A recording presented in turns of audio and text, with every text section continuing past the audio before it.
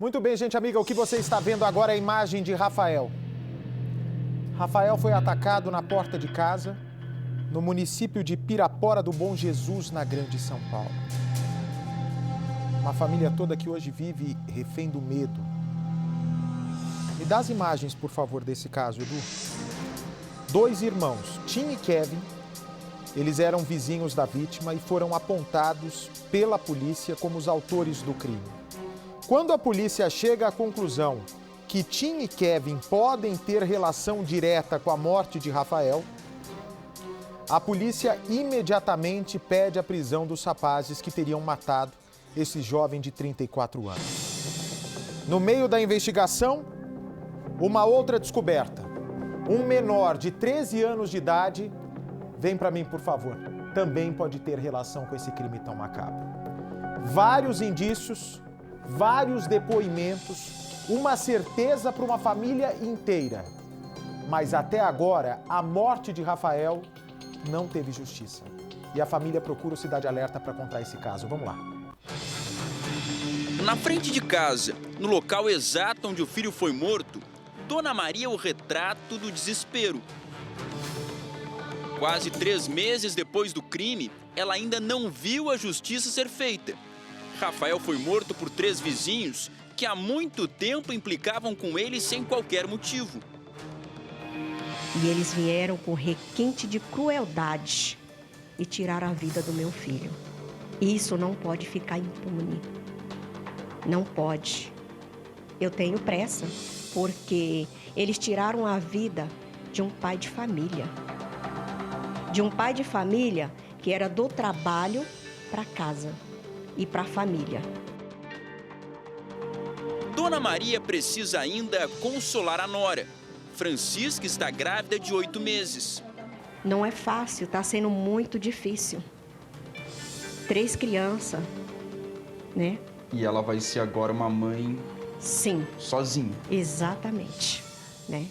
Vai ser uma mãe que vai cuidar, vai educar, ensinar os filhos no caminho que devem andar. Que foi o exemplo que o seu filho deu. Sim. E deixou para todos nós. Exatamente, isso mesmo. A gestação virou de risco depois do choque pela morte do marido. O 3º filho que Rafael tanto desejou. Ele estava muito feliz. Ele escolheu o nome, ele arrumou o quarto, reformou o quarto para a chegada dele. E ele falava que não via a hora de ver o rostinho do filho. É uma coisa que você tem um pesadelo, você acorda, você fica aliviado que passou. O meu pesadelo eu vou viver todos os dias da minha vida. Todo dia eu vivo o mesmo pesadelo. Vocês sabem que fizeram isso com ele. Ele não merecia. Ninguém merece uma coisa dessa. Ainda mais ele. Sonhos interrompidos por 2 irmãos e um menor de idade. Éricles Salles, conhecido como Tim, Kevin Salles e o adolescente Vitor foram indiciados pela polícia. Tim e Kevin permanecem foragidos. Já o menor foi liberado da Fundação Casa pouco tempo depois. Todos moravam nesse mesmo bairro, em Pirapora do Bom Jesus, na Grande São Paulo. Postou uma foto no Facebook e digitou: "A liberdade cantou". Se a liberdade cantou para ele, para sua família, só tristeza. Sim, só tristeza, revolta, porque não é justo, isso é uma injustiça. Quando o Cidade Alerta entrou no caso, chegamos a localizar o adolescente e a mãe dele, que negou a participação do filho. Estava descendo, só que ele falou que não agrediu. Mas viram ele com um pedaço de madeira ou de ferro na mão? Mentira, se viu, tem que provar, tem câmera aí nos comércios. Só puxar as câmeras. Ele nega ter participação? Ele fala que desceu para ir embora junto e ele realmente presenciou, mas ele não agrediu. E ele também não tentou ajudar o Rafael? Como?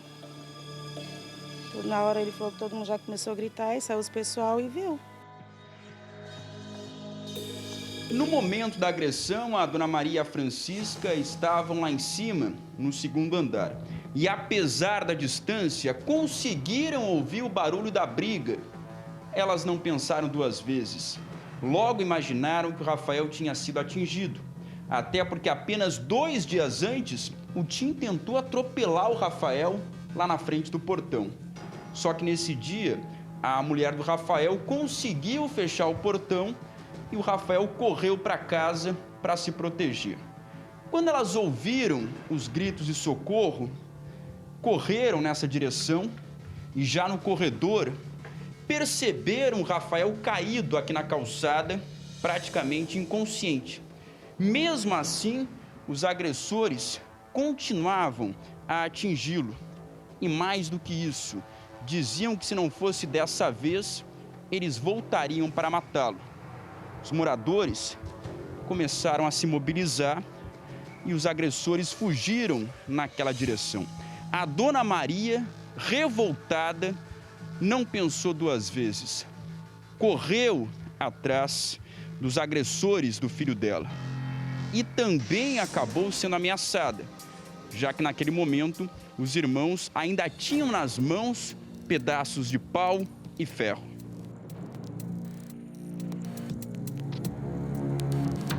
Eles ameaçaram que se ele escapasse dessa vez, da próxima ele não escapava. Ou seja, atacaram para matar. Para matar. O objetivo estava muito claro. Muito claro. E a sua sogra ainda correu atrás deles? Sim. Sim, ela foi atrás deles e eles continuam xingando, tanto eu quanto ela. E ameaçaram vocês? Sim, que se ele escapasse, dessa vez, da próxima ele não escapava. Mas foram para cima de vocês também? Também. Dona Maria ainda correu com o filho para o hospital. Ela nem esperou a chegada da ambulância. Pediu carona para um vizinho. 2 horas depois, os médicos confirmaram a morte cerebral. Meu filho era do bem. Se você sair aqui e perguntar, todo mundo vai falar. Francisca tenta uma explicação para tanta violência, mas não consegue encontrar motivos para tamanha covardia. Eu sempre perguntava pro Rafael, o Rafael falava assim, eu nunca fiz nada com ele, eu não sei por que ele age assim comigo. Ele ficava fazendo piadinha? Sim, piadinha, tudo com o Rafael, que nem ele tinha comprado uma moto. E ele ficava tirando sarro de tudo que seu marido fazia? Sim, tudo que ele fazia, tudo. Era uma implicância quase de adolescente? Sim. Piadinha sem graça? Jogar o carro em cima dele, do meu marido. No dia do crime, o Rafael chegou em casa no final da tarde, por volta de 6h30. Conversou com a família, tomou um banho e foi até o mercadinho da frente para pagar uma dívida que ele tinha. O Rafael sempre teve o costume de anotar as compras para pagar no dia em que recebia o salário. Só que depois de acertar a conta, ele ficou um tempo sentado aqui na frente de casa para conversar com os vizinhos. Afinal de contas, é muito conhecido e querido por todos. Mora nesse mesmo endereço há 10 anos, desde que chegou em São Paulo. O que ele não esperava é que naquele momento em que estava sentado aqui na calçada, já era observado pelos agressores. No momento em que o Rafael se levantou para entrar em casa, ele foi atingido pelas costas pelo primeiro golpe. Mesmo caído, ele continuou sendo agredido. O que chama a atenção é que os agressores moram nessa mesma rua. Eram vizinhos. A gente vai até lá, porque a informação é que depois do crime, toda a família foi embora, só que algumas semanas depois, os pais voltaram. E a gente vai tentar conversar com eles para saber como a família reage diante de um crime tão brutal. Dá para perceber que a rua aqui é bastante estreita e por isso o Tim não teve dificuldade para tentar atropelar o Rafael pelo menos 2 vezes. Uma delas, 2 dias antes do crime. Ninguém entendia aqui o motivo dessa briga entre eles. Não havia qualquer explicação para tamanha implicância. Mas sempre que podia, o Tim fazia alguma piada com o Rafael ou até mesmo tentava atropelar o vizinho, como aconteceu 2 vezes. A casa dos irmãos fica lá na frente. Olha só, Daniel mostra pra gente. Quando a nossa equipe veio aqui a primeira vez, não havia ninguém nesse endereço.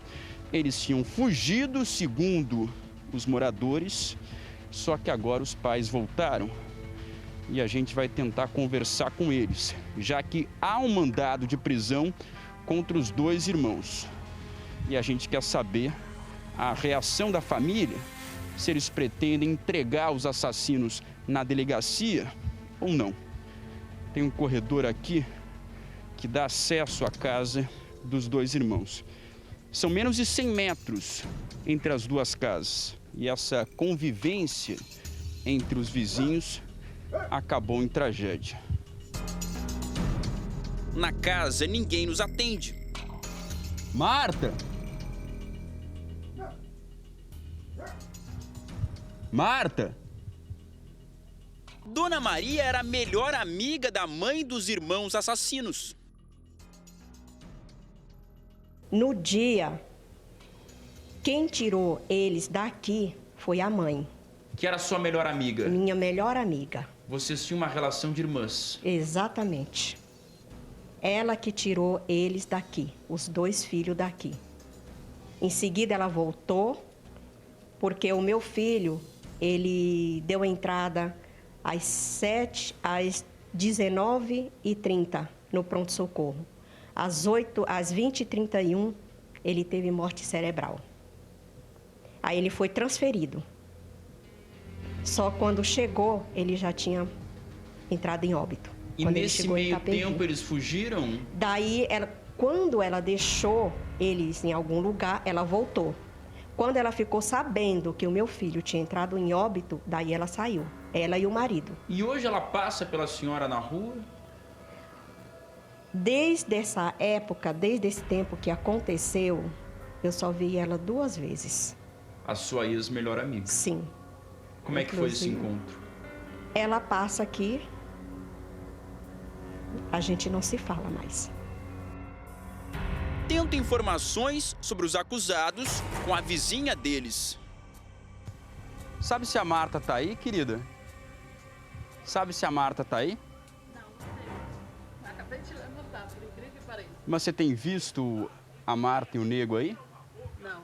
Não? Aliás, eles sempre estão aí, é porque ela trabalha direto. Entendi. Mas os filhos não.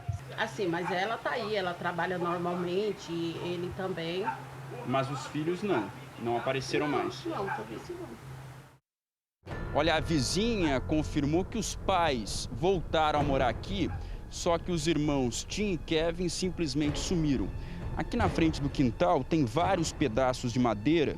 Segundo a família da vítima, esses pedaços aqui são semelhantes aos usados no crime. Então, possivelmente, eles pegaram aqui na frente de casa para ir até lá onde aconteceu o ataque. Olha só, eles têm uma visão, inclusive, da porta da casa da vítima. Dona Maria recolheu por conta própria as armas do crime. A polícia só apreendeu depois os pedaços de madeira e ferro usados para atacar Rafael. Provas que levaram a justiça a decretar a prisão dos irmãos. Olha, a última informação que tivemos é que eles estão em Sorocaba. Mas a família é grande. Sim, a família é grande. Tem família na Bahia, tem família no Rio de Janeiro, tem família no Ariston, tem família em Vitória, no Espírito Santo. A gente precisa dessa mobilização para em qualquer lugar do país eles serem localizados, porque há mandado de prisão contra eles. Sim, sim. O que a polícia diz para a senhora? A última vez que eu conversei com o investigador que iam fazer uma varredura. Um menor de idade se mudou depois que foi liberado da Fundação Casa, a antiga FEBEM. Mesmo com os assassinos do marido longe do bairro, Francisca não se sente segura ao lado dos 2 filhos, que têm 10 e 8 anos. O Rafael e a mulher dele se mudaram aqui para São Paulo há 10 anos. Deixaram o Maranhão para conseguir um tratamento de saúde melhor para os 2 filhos que tem lábio leporino. A mãe do Rafael já morava nesse mesmo endereço. Quando ele chegou, decidiu reconstruir a casa da Dona Maria. Fez tudo praticamente sozinho. Era uma casa simples, de um cômodo. Hoje tem 3 andares.